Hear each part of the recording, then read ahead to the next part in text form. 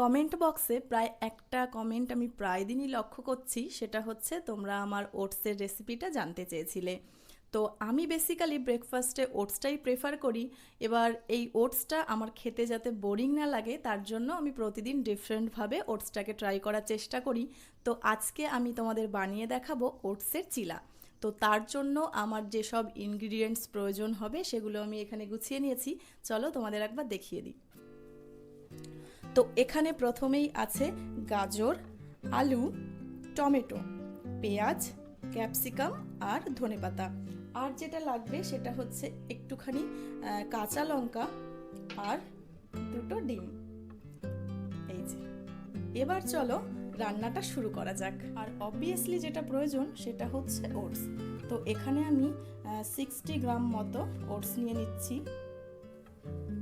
এবার এর সঙ্গে সমস্ত সবজিগুলোকে মিক্সড করে নেব।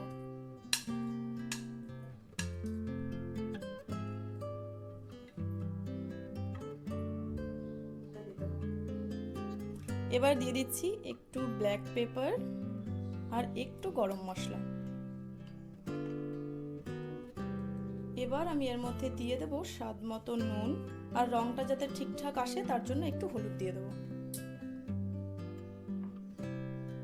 সামান্য দিতে হবে। এবার এটাকে ভালো করে মিক্সড করে নিতে হবে।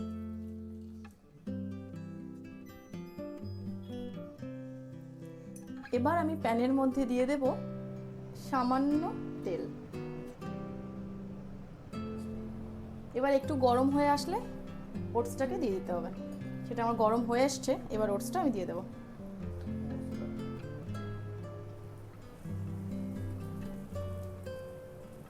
এবার এটাকে 2-3 মিনিটের জন্য লো ফ্লেমে ছেড়ে দেবো। 2-3 মিনিট পরে এটাকে না একটু উল্টে দিতে হবে। ব্যাস, এবার আরেকবার ঢেকে দিতে হবে। হয়ে গেছে আমাদের ওটসের চিলা। এবার এটাকে নামিয়ে নেব। দেখো কি দারুণ দেখতে হয়েছে। তো এই যে রেডি আমাদের টেস্টি টেস্টি ওটসের চিলা। তো এটা তো আমার ভীষণ ফেভারিট, আর তোমরাও বাড়িতে ট্রাই করে জানিও যে তোমাদের কেমন লাগলো।